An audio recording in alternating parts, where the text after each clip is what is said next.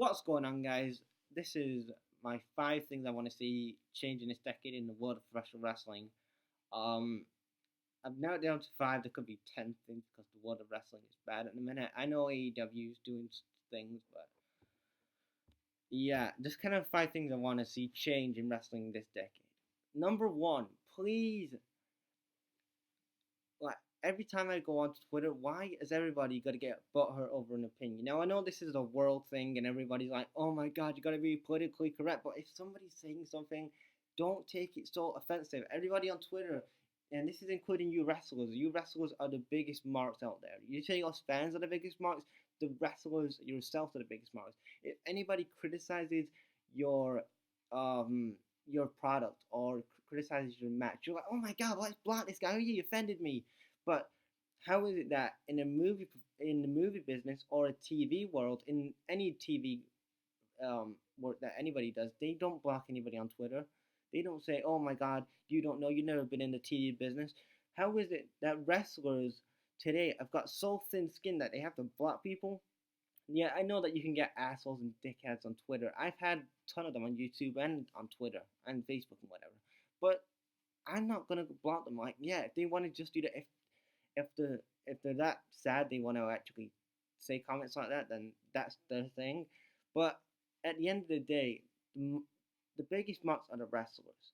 By blocking these guys, and if you're not kissing these guys' asses, then you're a hater. Look at the Young Bucks. They just recently left Twitter over a fan, talking about that whole botch thing with Goldust, and also they got the balls in a bunch and they left Twitter, and then they had the Young Bucks dad getting involved, and it's a toxic environment. Well, the whole thing is about Twitter is interacting with the fans, bad, good or bad. And just because they were sucking the Young Bucks' fucking dicks every 2 minutes about going Super Gang, doesn't mean that you can, leave Twitter. I mean, why would you just leave Twitter over somebody's comment? It's an opinion. So that's number one.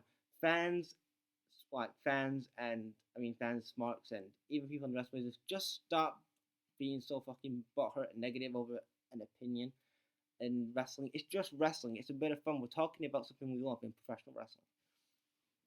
Number two, can we please start with actually building characters in this decade? Like we left the last decade with just people going Super Kick and RKO and all this other stuff.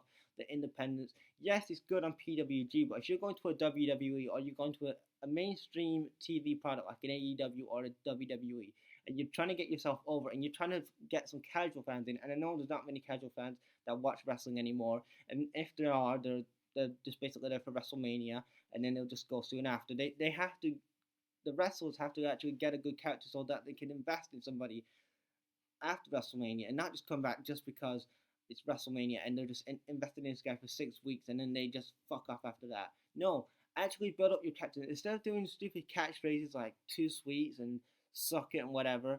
Actually build up characters, and all the people say that Kenny Omega's a good wrestler and Young Bucks. I would say Kenny's a good wrestler, and the Young Bucks, they don't have characters. Yes, Kenny has a clinic character, but what is the clinic character?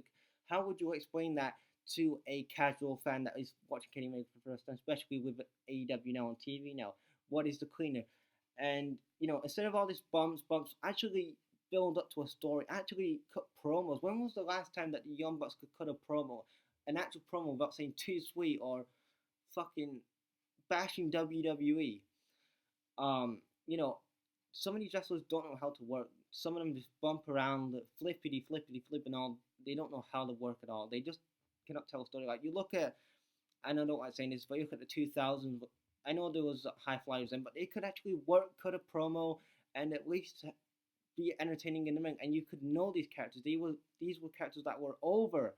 In today's world, in today's wrestling, these guys don't get over. They think, "Oh, I cannot get over, so only they're gonna know me if I just super kick everybody, and I just do two sweets, and I just basically I'm a bump machine, and I just do crazy shit ass bumps, and I bash WWE because that's just gonna get me noticed." No, the thing that's gonna get you noticed is actually you being a star, you getting a character like an MJF, and you actually building yourself up. What then? The thing I like about AEW right now that MJF has got himself a character. Yes, it's a carbon copy of Chris Jericho and The Miz, but everything has been done in professional wrestling. So I cannot say that people copy from everybody. The fact of the matter is that MJF is the only guy in AEW that's got a character that is actually the one that you can invest around, the one guy that you could build a company around, because he is the guy that I could say that you could build a company around, and he could be good, the main attraction if booked properly and if they promote AEW properly. But uh, apart from that, I don't see anybody else. And I'm not just bashing AEW here. I'm looking at WWE here. I'm looking at Ricochet and not Ricochet, but all these other guys that don't have personalities, don't have characters. Yes, some of them don't have to be good in the match. They're not. I don't want them all to be rock type characters, but the fact of the matter is that they have, they just do flips and kicks. I just don't like that about the last decade we left, and I don't want them to enter this decade and we still have no characters. Like, you wonder why that people have to bring back Goldberg, Brock Lesnar, Undertaker, Triple H, and all these other old times that you guys say, because they had characters or they had a presence that can actually draw money. What on the main roster for WWE and AEW? Who is gonna draw money for those guys? Nobody. So that's why they gotta keep bringing out God. Number three, I really want to see less wrestling in 2020. I know people say, "Oh my God, less wrestling," yeah, because in the last decade we had